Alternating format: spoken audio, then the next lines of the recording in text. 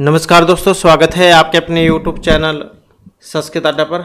दोस्तों, आज की जो वीडियो इसमें करने वाले हैं आपका हरियाणा में जो टीचर एलिजिबिलिटी जो टेस्ट है टीएचटी पीएचडी वाला, तो आपके एग्जाम के लिए महत्वपूर्ण क्वेश्चन जो आज की वीडियो में हम यहाँ पर लेकर आए हैं, जिसमें उत्तरांचल जो इसके महत्वपूर्ण क्वेश्चन रहने वाले हैं।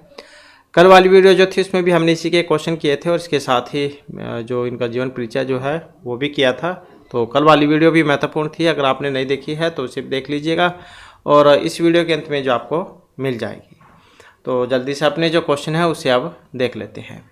तो यहाँ पर हमारा जो क्वेश्चन है, प्रोत्पीड़े तटाकस्य परिवाह प्रतिक्रिया शोक क्षेपे च हृदय प्रलापेरेव धार्यते। तो ये जो यहाँ पर पंक्ति जो इसमें आई है, जो श्लोक है, ये महावीर चरित, वेणुसंहार, उत्तरामचरित या मरीचिकाटिकम। तो कहाँ से ये लिया गया है? अब जैसे कि अब तो सभी बता देंगे क्योंकि हम उत्तरामचरित जो है उसी के महत्वपूर्ण क्वेश्चन कर रहे हैं। लेकिन अगर यही क्वेश्चन आपके एग्जाम में आ जाए तब आपने फिर उसके बारे में पता होना चाहिए कि यह लिया कहाँ से गया था। तो उत्तरामचरित जो है उसमें से लिया गया है और जो इसमें तृतीय जो अंक था, हमने आपको कल जो इसके 7 अंक हैं उनके नाम भी बतलाए थे साथ में। तो कल वाली वीडियो में महत्वपूर्ण है, उसे जरूर देख लीजिएगा। तो इसमें जो तृतीय अंक जो था उसका नाम था छाया अंक। तो इसमें सीता के प्रति तमसा द्वारा कही गई है कि तालाब में जल प्रवाह की अधिकता होने पर जल को बाहर निकालना ही उसका एकमात्र प्रतिकार है। शोकजन्य क्षोभ में हृदय विलाप के द्वारा ही बचा जा सकता है। कई बार देखो होगा आपने, जैसे किसी को बहुत ज़्यादा दुख होता है तो वो रोकर जो अपने दुख को कम कर लेता है। तो सेम बात यहाँ पर भी है। तालाब में बहुत ज़्यादा जब पानी हो जाता है तो किसी नाली के माध्यम से बाहर निकालना ठीक है, नहीं तो फिर वो फूट जाएगा, मतलब जब उसका परिणाम ठीक नहीं होगा। तो यहाँ पर भी ऐसे ही था इसमें कि तालाब में जल प्रवाह की अधिकता होने पर जल को बाहर निकालना ही उसका एकमात्र प्रतिकार है। शोकजनक क्षोभ में हृदय विलाप के द्वारा ही बचा जा सकता है। तो इस प्रकार से था। अब इसके अगर हम छंद की बात करें तो अनुष्टुप जो छंद है उसका यहाँ पर प्रयोग इसमें हुआ था। तो ये आप याद रखिएगा। तो यहाँ पर जो हमारा आंसर है ऑप्शन बी वाला हो जाएगा। इसके बाद है उत्तर रामचरित का जो तृतीय अंक है, इसमें राम किससे अपनी मनोव्यथा का वर्णन करते हैं? वसंती, तमसा, मुरला या फिर गोदावरी। तो जो तृतीय अंक है, तृतीय अंक कौन सा है? छाया अंक। तो ये तृतीय अंक है। तो इसमें राम वासंती से अपनी मनोव्यथा का वर्णन करते हैं। तो कौन? राम वासंती से अपनी मनोव्यथा का वर्णन करते हैं, जो कि वासंती सीता की प्रिय सखी थी। तो ऑप्शन जो है यहाँ पर ए वाला इसमें हो जाएगा। तो अपने मनोव्यथा का वर्णन किससे करते हैं? श्री राम वासंती से। नेक्स्ट आ जाता है प्रोत्पीड़े तटाकस्य परिवाह प्रतिक्रिया। जैसे कि ऊपर श्लोक आया था उसमें हमने पढ़ा बहुत ज़्यादा जल होता है तो उसको बाहर निकालना ही सही है। तो इसी प्रकार से यहाँ पर पूरा शब्द आया था, इसका जो मतलब है इसमें क्या लिया गया था? तो इसका मतलब जो था ये जल के बढ़ जाने से था, मतलब जल वृद्धि से। तो तृतीयांक से ली गई है, तमसा के द्वारा कही गई है कि तालाब के जल प्रवाह का दबाव होने पर नाली के द्वारा निःसरण ही तटरक्षा का उपाय है। ना तो किनारे टूट जाएंगे अगर किसी नाली के माध्यम से हम जल को बाहर नहीं निकालेंगे, क्योंकि अधिकता जो होती है वो किसी भी चीज़ की खराब होती है। नेक्स्ट स्तोय है सब प्रतिहत्तर यह सकेतम सेतुम ओग है श्लोकांश है। अब ये जो यहाँ पर श्लोक है, अब कहाँ से लिया गया है? अब ज्ञान शकुंतलम, मेघदूत, उत्तरामचरित या नीति शतकम। तो इसका जो संबंध है ये उत्तरामचरित से लिया गया है। नेक्स्ट है उत्तरामचरित में वर्णित तमसा और मुरला कौन थी? राक्षसियाँ थी, ये 2 नदियाँ थी, सीता की सखियाँ हैं या फिर लव कुश की परिचारिकाएँ हैं। तो तमसा और जो मुरला आई है इसमें कौन है? तो तमसा और मुरला जो है ये 2 नदियों हैं। क्या है? अधिष्ठात्री 2 नदी देवियाँ। तो जो ऑप्शन पी में है। इसके बाद प्रिया शोको जीवम कुष्म विव धर्म गलप्यते। ये जो उक्ति है किससे संबंधित है? मरीचिकाटिकम, मुद्राक्षस, उत्तरामचरितम या मालविकाग्नि मित्रम। तो इनका संबंध जो आप बतलाना है किससे संबंधित थी ये। अब इसका अगर हम संबंध देखते हैं तो ये उत्तर रामचरित जो उसमें से ली गई है। और कौन से अंक में से है? तृतीय अंक में से। पढ़ना चाहते हैं तो 30वें नंबर का श्लोक आपको मिल जाएगा, 63 मतलब, तो आप पढ़ सकते हैं। इसके बाद उत्तर रामचरितम की कथा वस्तु प्रारंभ होती है। शंभुक वध के लिए राम के दंडकारण्य जाने से, राम द्वारा सीता के निवासन से, राम सीता के मिलने से, लव और कुश का चंद्रकेतु के परिचय से।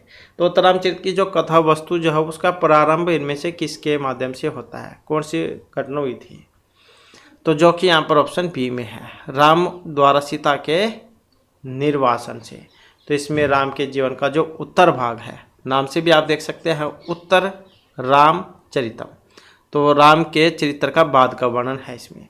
तो इसमें राम के जीवन के उत्तर भाग, जिसमें रावण वध, राम राज्याभिषेक, सीता निर्वासन और फिर सीता पुनः मिलन, तो इनकी कथाई थी इसमें। तो इस प्रकार से जो ऑप्शन बी, क्योंकि प्रारंभ पूछा गया है। नेक्स्ट हमारा भवभूति इनमें से आश्रित कवि थे। अब जयचंद्र, हर्षवर्धन, यशो वर्मा या देवपाल। कल वाली वीडियो में हमने इनका जीवन परिचय किया था, तो उसे आप देख लीजिएगा जरूर। तो दक्षिण भारत का जो पदमपुर नामक नगर है वहाँ पर इनका जन्म हुआ था। तो वाकपति राज ने गौड़वाहो में यशो वर्मा के राज्यकाल में एक ठगराज सूर्यग्रहण को ले किया था।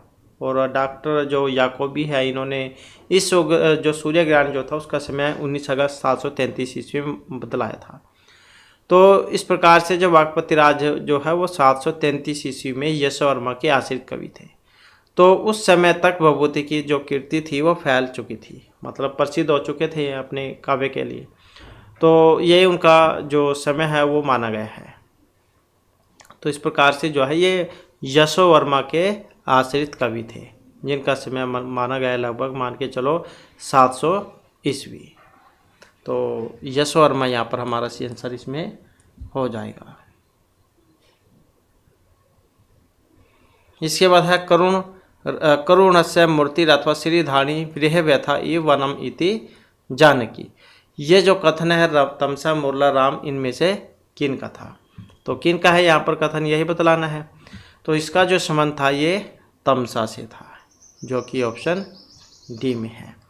तो इसमें क्या कहा गया था? करुण रसस्य मूर्ति अथवा श्रीधानी गृह व्यथा, मतलब पीलापन लिए हुए श्वेत तथा क्षीण कपोल से मनोहर एवं चंचल केश राशि से युक्त मुख दान करने वाली सीता करुण रस की मूर्ति अथवा मूर्तिमती वेदना की तरह पंचवटी में आ रही है। तो ऐसी बात थी ये। और तमसा जो तमसा कहती है, ये कथन था यहाँ पर तमसा का। इसके बाद आ जाता है रस। तो महर्षि भवभूति जहाँ करुण रस के लिए जान जाते हैं, तो आसानी से आपको याद भी रह जाएगा। इसके बारे में हमने कल बतलाया था आपको। तृतीय जो अंक है छायांक, इसमें लाइन भी आती है एक और रस करुण निमित्त वेदात, ये वाली, क्योंकि इन्होंने करुण रस ही माना था प्रधान रूप में। तो ऑप्शन सी जा इसका सी आंसर हो जाएगा। इसके बाद है अंतःकरण तत्वस्य दंपत्यो सने संश्रियात आनंद ग्रंथिरेकयम अपीति पठ्यते। तो यहाँ पर जो इसमें अपत्यम आया था, इसका मतलब क्या है? इसका मतलब प्रसव पीड़ा, संतान गर्भावस्था या संतान उत्पत्ति। तो क्या मतलब था इसका? अंतःकरण तत्वस्य दंपत्यो स्नेह संश्रियात, अंतःकरण तत्वस्य दंपत्यो स्नेह संश्रियात। तो इसका जो संबंध था ये संतान से था। उत्तरांचरित का जो तृतीय अंक है उसमें से ली गई है कि अपत्य मतलब संतान, संतान विषयक उच्च तथा पवित्र भावना का अभिव्यंजक है। तो संतान जो है इसका मतलब था। इसके बाद उत्तरामचरितम का जो तृतीय अंक है, इसमें दो पात्रों के परस्पर संवादों में नाटकीय तत्वों का परिचय मिलता है। तो ये दो जो पात्र हैं, राम वासंती है, तमसा मुरला राम मुरला या सीता तमसा। तो नाटकीय तत्वों का जो परिचय मिलता है तृतीय अंक में, दो पात्र वो कौन से थे इसमें यही बतलाना है।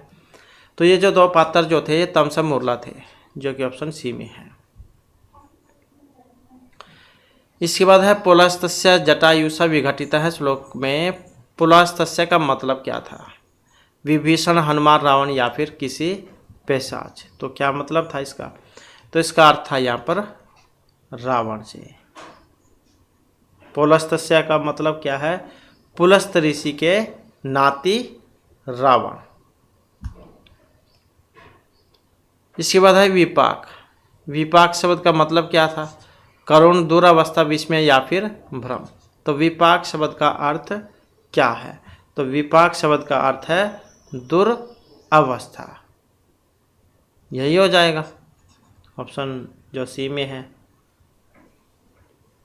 क्योंकि करुण का मतलब तो दुखी हो गया, दुख की भावना। विस्मय मतलब आश्चर्य हो गया। भ्रांति या भ्रम को कह देते हैं। नेक्स्ट क्वेश्चन है वेरी वेरी इंपॉर्टेंट भी है हमारा। तो गुणः पूजस्थानम गुणीषु न च लिंगम न च वयः उक्ति किससे संबंधित है? तो ये जो उक्ति है इसका संबंध इनमें से किससे था? क्योंकि व्यक्ति जो होता है उसके गुणों का ही, उसके गुण जो होते हैं उसको महत्वपूर्ण माना गया है, न कि किसी आयु विशेष को। बहुत सारे व्यक्ति ऐसे भी हैं बूढ़े हो जाते हैं लेकिन उनको ज्ञान नहीं होता, और ऐसे भी है जो छोटी उम्र के होते हैं लेकिन उनको बूढ़े व्यक्ति से भी ज़्यादा ज्ञान होता है। तो गुण जो होते हैं गुणों का ही पूजा में स्थान है। तो इस प्रकार का जो है यहाँ पर ये पंक्ति आई थी, इसमें महत्वपूर्ण है। और कहाँ से, कौन से अंक में से है? तो इसमें जो चतुर्थ अंक था उसमें से ये ली गई है। किस में से है? चतुर्थ अंक में से है। इसके बाद आ जाता है नेक्स्ट हमारा, और तो ये हो जाएगा इसमें ऑप्शन सी उत्तरामचरित। इसके बाद है रामचंद्र छाया सीता को क्यों नहीं देख पाए थे? ऋषि के अभिशाप के कारण, आशीर्वाद की वजह से, सीता को दिए गए भागीरथी के आशीर्वाद की वजह से, या सीता के स्वयं अदृश्य होने की वजह से। तो रामचंद्र जब उनको सीता दिखाई नहीं देती है तो इसका क्या कारण था? तो क्योंकि उनको क्या है आशीर्वाद मिला हुआ था, भागीरथी जब उन्होंने आशीर्वाद दिया था इस कारण से, जो कि ऑप्शन सी में है।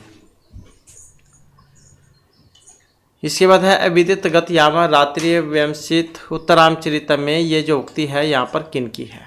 तमसा है, सीता, राम या फिर लव? तो किन की थी उक्ति ये? तो इसका जो संबंध था ये राम से था। अविदित गत यामा रात्रि एव।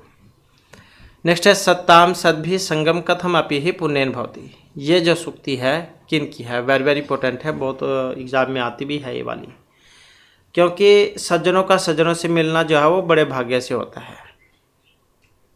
दुष्ट व्यक्ति तो बहुत मिल जाएंगे संसार में, लेकिन अच्छा जा कोई कोई मिलता है। तो सत्ताम सद्भि संगम कथम अपि पुण्यन भवति, तो उत्तरामचरित जो है उसमें से ली गई है। और कौन से अंक में से है? अगर एग्जाम मुश्किल बनाना हो तब ऐसे क्वेश्चन आपको देखने को मिल सकते हैं। तो इसमें जो द्वितीय अंक था उसमें से ली गई है।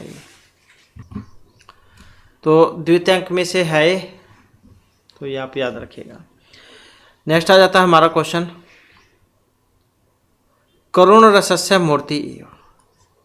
ये जो उक्ति थी ये किन के बारे में थी? शंभुक, सीता, तमसा या भागीरथी?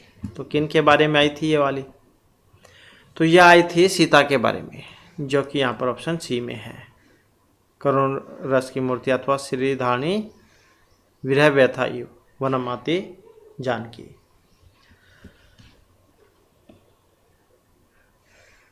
उत्तरामचरित के रचयिता तो महर्षि भवभूति, और 3 जो नाटक है वो लिखे थे इन्होंने, मालती माधवम, भावेर चरितम, उत्तरामचरितम।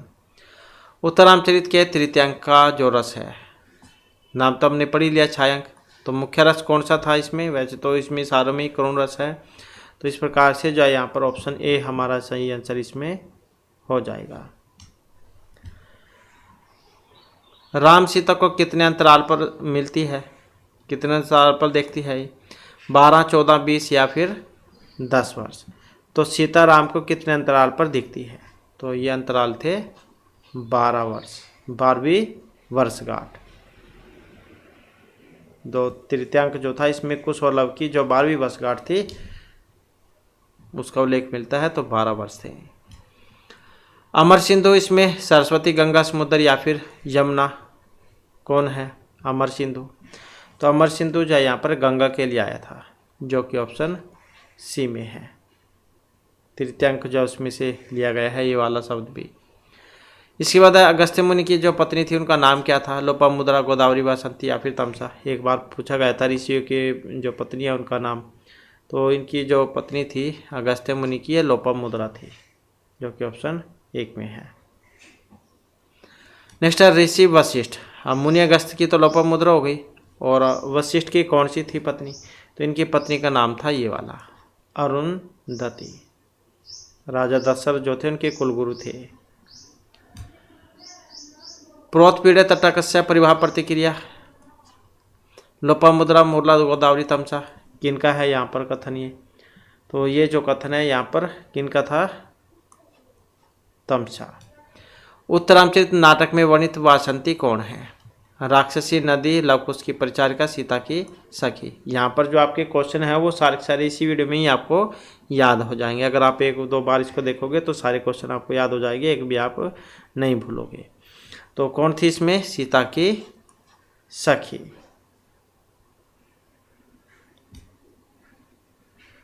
नेक्स्ट है छायांक उत्तरामचरित नाटक में प्रधान रस कौन सा है? क्योंकि क्वेश्चन को तरीके के पूछने के बहुत सारे तरीके हैं। तृतीय अंक का नाम क्या है, या छायांक कौन से अंक का नाम है? तो बहुत सारे तरीके हैं। तृतीय अंक का नाम था ये। रस कौन सा था? अब चाहे तृतीय है या कोई सा भी है, तो यहाँ पर करुण रस जो है उसका प्रयोग इसमें हुआ है, क्योंकि महर्षि भगवती जो उनको करुण रस के लिए जाने जाते हैं। उत्तरामचरित के तृतीय अंक में जो छायांक है, इसमें राम को सीता का चित्र दिखाया गया था। अंक में सीता की छाया सभी दर्शक और पात्रों को दिखाई पड़ती है। इस अंक में राम को सीता की छाया दिखाई देती है। मंच पर उपस्थित सीता राम को दिखाई नहीं देती है। अब छायांक तो हमने पता लग गया कि तृतीय अंक का नाम छायांक है, करुण रस है, लेकिन कारण क्या था इसका छायांक का, तो वो बतलाना है। तो इसका कारण था कि वो दिखाई नहीं देती है, मंच पर उपस्थित सीताराम को नहीं दिखाई देती है, क्योंकि उनका आशीर्वाद मिला हुआ था भगीरथी के द्वारा। नेक्स्ट हमारा जो क्वेश्चन है, भभूति जो थे इनका मूल नाम था श्रीपति, श्रीकंठ, उम्बेका या नीलकंठ। तो क्या नाम था? यह हमने इनका जीवन परिचय किया था, तो उसमें पढ़ा था इनका। तो क्या नाम था? श्रीकंठ। भभूति के नाम से प्रसिद्ध हुए, अलग अलग जो आचार्य हुए उन्होंने अपने मत दिए थे।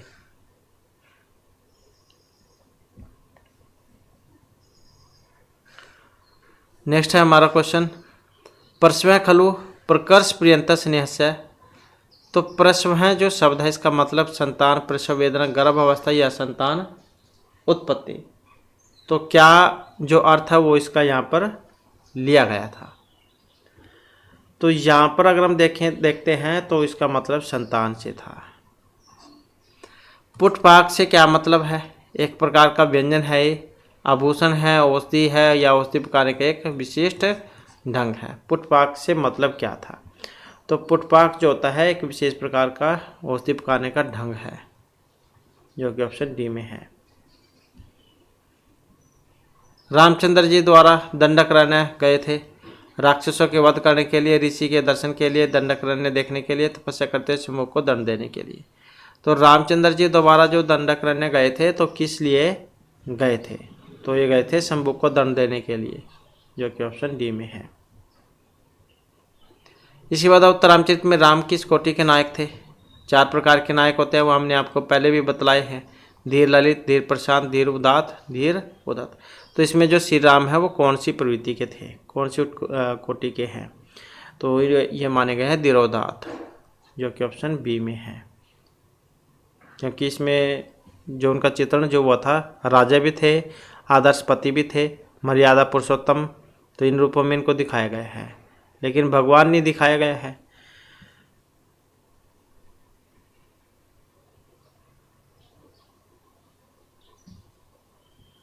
और ये 10 रूपक जो इसमें तो इनके बारे में श्लोक भी आया था। महासत्वाति गंभीर, क्षमावान विकथन है, स्थिर है, निगूढ़ अहंकार है, धीरोदात, दृढ़ व्रत है, ये वाला। तो धीरोदात जो प्रवृत्ति के थे श्री राम।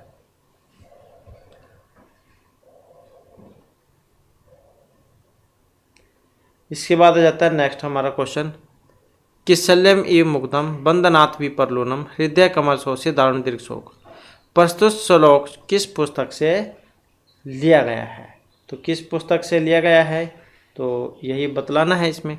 मेघदूत, रघुवंश, अभिज्ञान शाकुंतलम या उत्तराम चरितम।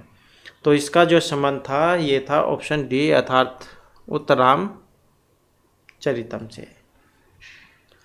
मुरला एवं तमसा कौन थी? तमसा मुरला। तो तमसा और मुरला दो नदियां हैं जो कि ऑप्शन डी में है। और ये अदृश्य जो सीता थी उनके साथ प्रारंभ से अंत तक रहती है। त्वम जीवितम, इसका मतलब तुम जीवित हो, जीवन हो, जियो या तुम्हारे जीते जी। तो त्वम जीवितम का अर्थ क्या था? तो इसका मतलब था तुम मेरा जीवन हो। जैसे कि पहले श्लोक आया था उसमें हमने इनके बारे में पढ़ा था कि पहले थे तुम शुरू में तो बहुत बातें कहते थे, तुम्हें मेरे प्राण हो, तुम्हें मेरा दूसरा हृदय हो, ऐसी बहुत सारी बातें थी। तो इसका मतलब था तुम जीवन हो।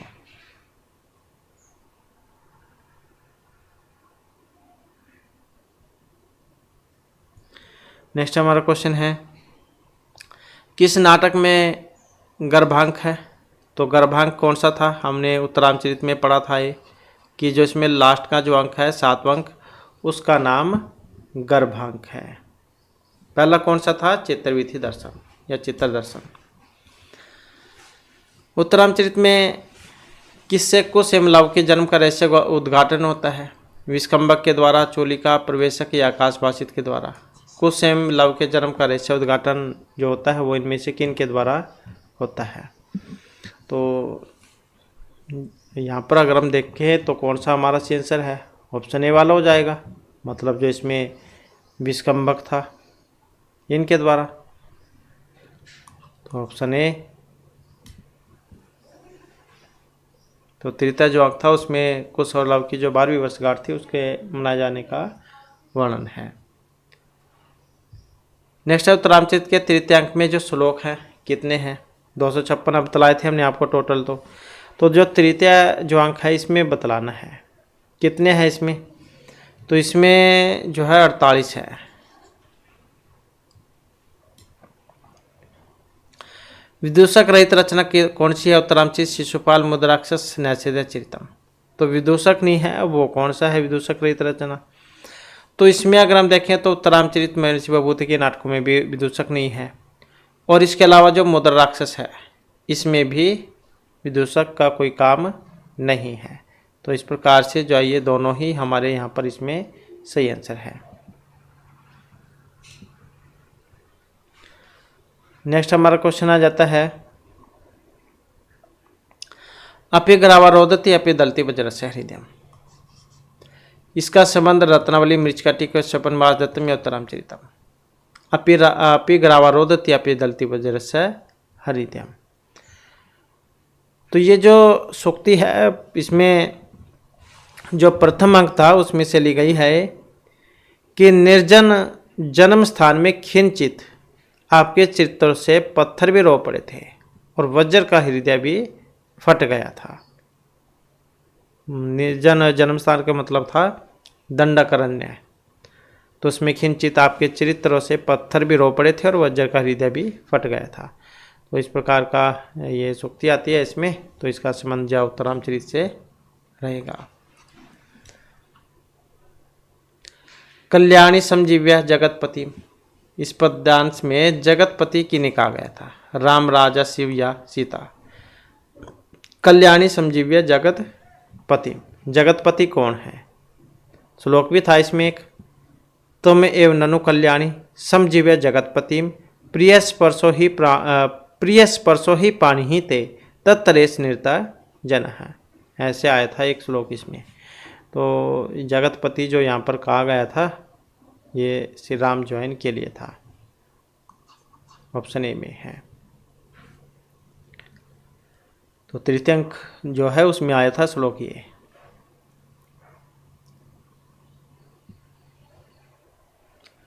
अंतःकरण तत्वस्य दंपत्यो संश्रयात् आनंद ग्रंथिरेकयमपि पठ्यते।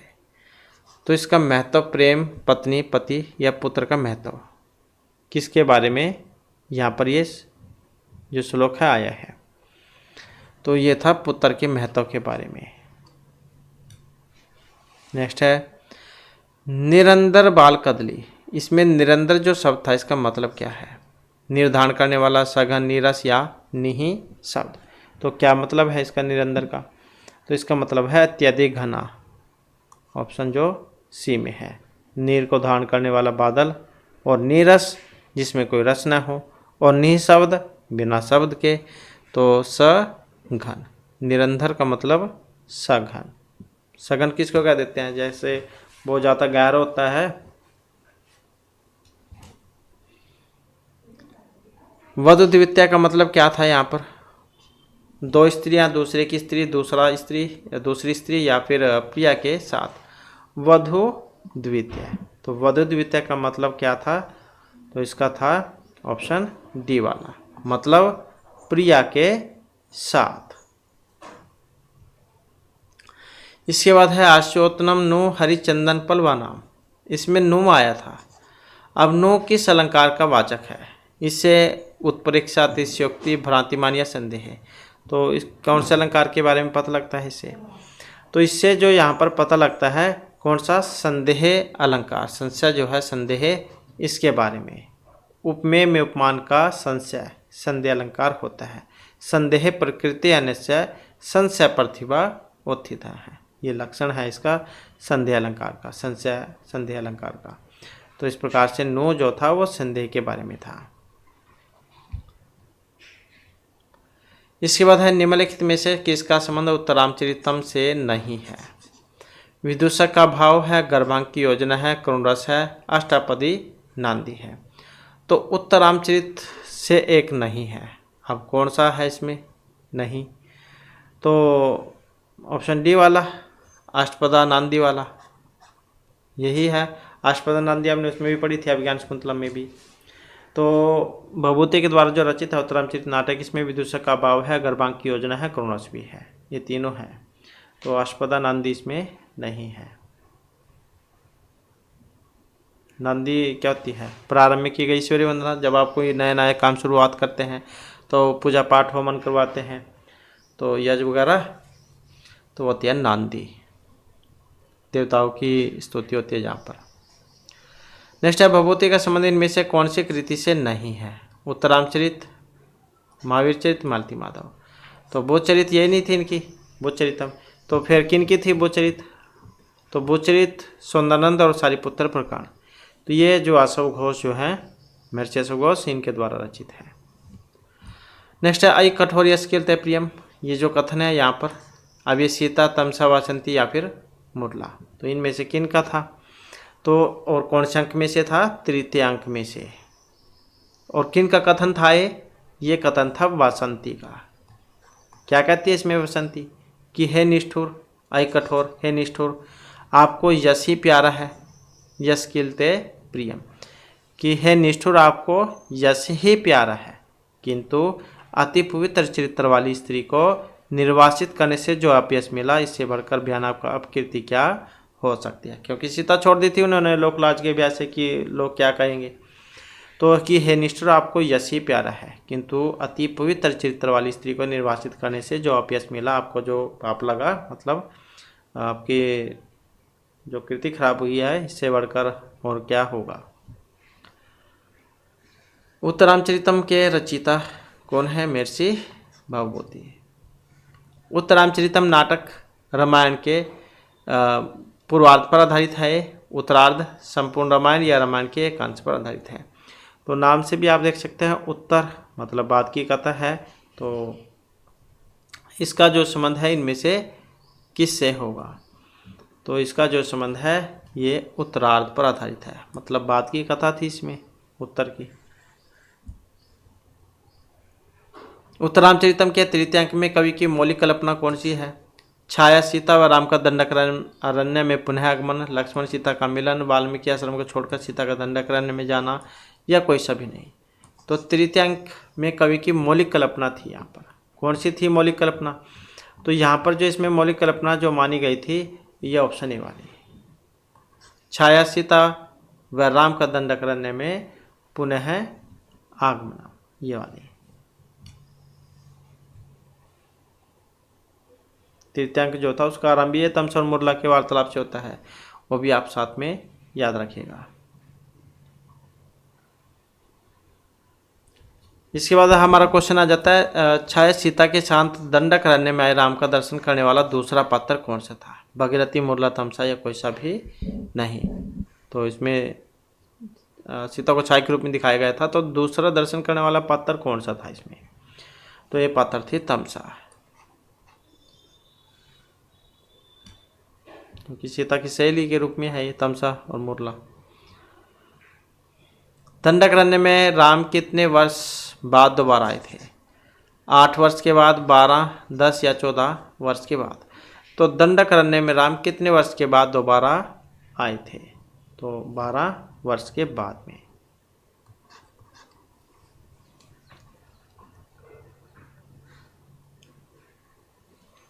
तो दोबारा दंडक रहने में आए हुए राम के साथ किस पात्र को विभूति ने तृतीय अंक में भी वर्णित किया है?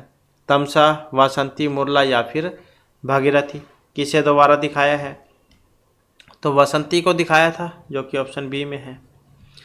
इसके बाद तृतीय अंक में सीता वियोग, जन्म, शोक के कारण मूर्छित राम को पुनः चेतना, ये कैसे प्राप्त होती है? भागीरथी के जल स्पर्श के द्वारा, वासंती के सांत्वना भरे वचन के द्वारा, लव कुश का दर्शन प्राप्त करने के द्वारा या छाया सीता के हाथ स्पर्श के द्वारा?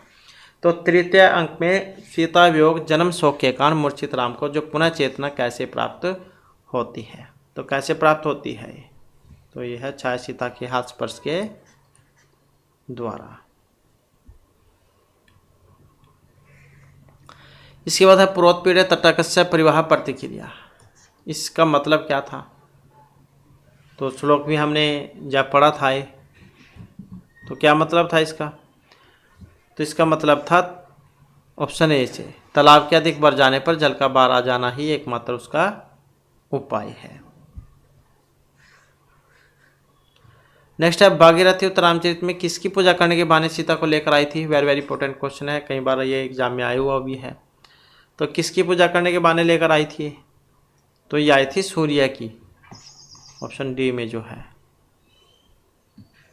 और तृतीय अंक की घटना है ये। उत्तरामचरित में लवकुश के जन्म की किस वर्षगांठ का वर्णन था? कौन सी वर्षगांठ थी? तो 12वीं वर्षगांठ थी ये। नेक्स्ट हमारा क्वेश्चन है, उत्तरामचरित नाटक का मंगलाचरण किस छंद में है? गायत्री, उपजाति, अनुष्टुप या वसंत छंद में? तो उत्तरामचरित नाटक का जो मंगलाचरण है वो अनुष्टुप छंद में है। कौन से में था? अनुष्टुप छंद में। इसके बारे में श्लोक में आता है एक, कि श्लोके षष्ठम गुरुगेयम सर्वत्र लघु पंचमम द्वि चतुष्पाद्यो हर्षम सप्तम दीर्घमन्यु, ये वाला।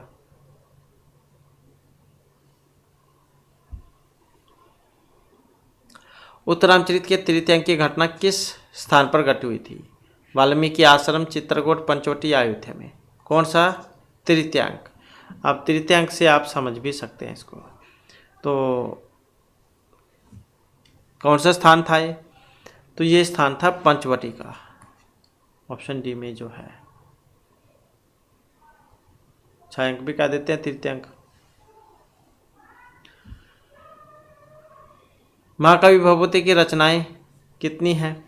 तो जैसे कि अभी हमने बात ही की थी, 3 रचनाएं थी इनकी, मालती माधव, महावीर चरित, उत्तराम चरितम। मालती माधव में तो 10 अंक हैं, प्रकरण है ये। महावीर चरित इसमें 7 अंक हैं, और उत्तराम चरित इसमें भी 7 ही है। तो इस प्रकार से हो जाएगा ये। नेक्स्ट क्वेश्चन आ जाता है, तो कितने हो जाएंगे यहाँ पर? 3। तथा में माधवी देवी विवरम दातुम अर्हति, उत्तरे वाल्मीकि रामायण कांडे केन उक्तम? सीतया, केकया, पृथिव्या या कौसल्या? तथा में माधवी देवी विवरम दातुम अर्हति, तो इसका संबंध था सीता से, सीतिया। एक और अस्कुण निमित्त भेदात जो सुक्ति आई थी ये, तो उत्तरामचरित के किस अंक से थी ये? तो जो इसमें तृतीय अंक जो है, छायांक, तो उसमें आई थी। उत्तरामचरित के तृतीय अंक में सीता की सखी जो थी तमसा, मुरला, अरुंधति, वासंती, तो कौन सी थी? तो उत्तरामचरित नाटक जो है इसमें सीता की सखी थी वासंती। तमसर मोरला तो दो नदी अधिष्ठात्री देवियाँ थी ये। और अरुंधति ये महर्षि वशिष्ठ की पत्नी, हमने पढ़ा ऊपर क्वेश्चन में। उत्तरामचरितम में निम्नलिखित उक्ति किनकी थी? त्वम जीतम त्वमसि में द्वितीय हृदयम त्वम कौमुदी नयनोरामृतम त्वम अंगे इत्यादि भी प्रियास्तेर अनुरुद्ध्या मोघधाम ताम एव शांतम अथवा किम तह परे। तो ये पूछा गया किनकी थी उक्ति? राम कौशल्या भरत या वासंती, किनकी है?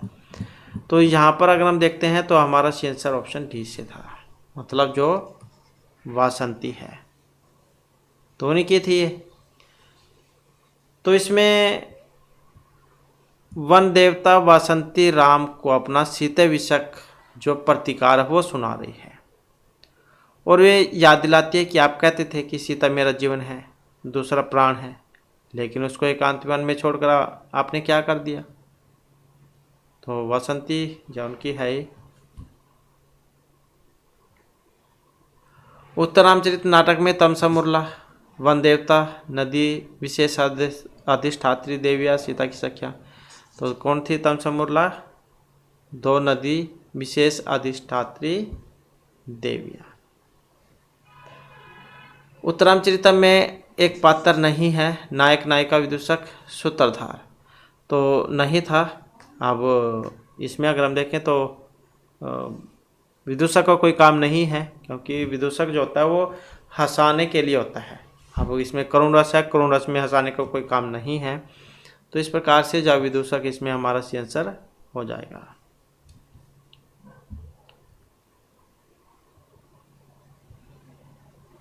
उत्तरामचरित के मंगलाचरण में वंदना है, अब किसकी है? महत्वपूर्ण क्वेश्चन है।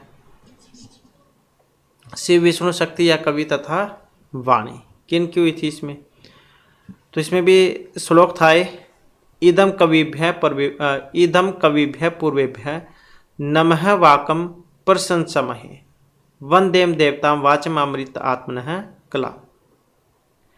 तो इसमें जो ये भभूति जो है महाकवि भभूति अपने वाग देवता के लिए प्रार्थना करते हुए कहते हैं कि हम अपने पूर्ववर्ती कवियों अर्थात वाल्मीकि आदि को नमस्कार करके परमात्मा के कला स्वरूप अमर वाणी देवता को प्राप्त करें। तो कवि और वाणी की बात हुई थी इसमें, तो जो कि यहाँ पर ऑप्शन डी में है, कवि तथा वाणी।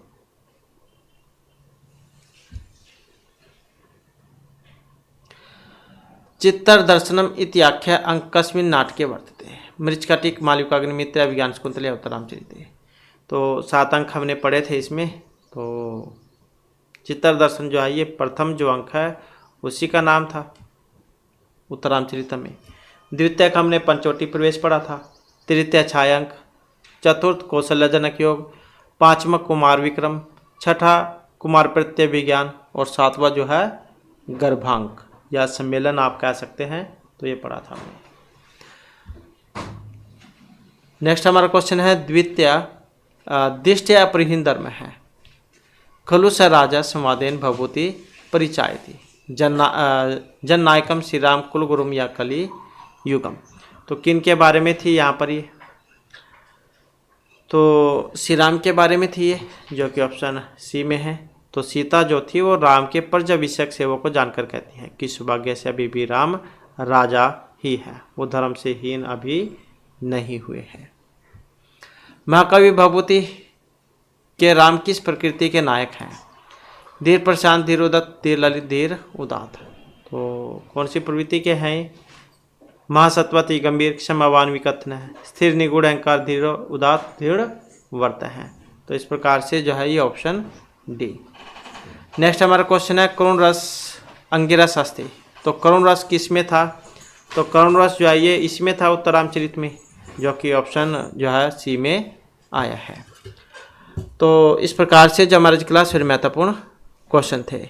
नेक्स्ट वीडियो इसमें आपके लिए नए जो महत्वपूर्ण क्वेश्चन हम लेकर आएंगे और हमारे साथ अंत बनाने के लिए धन्यवाद।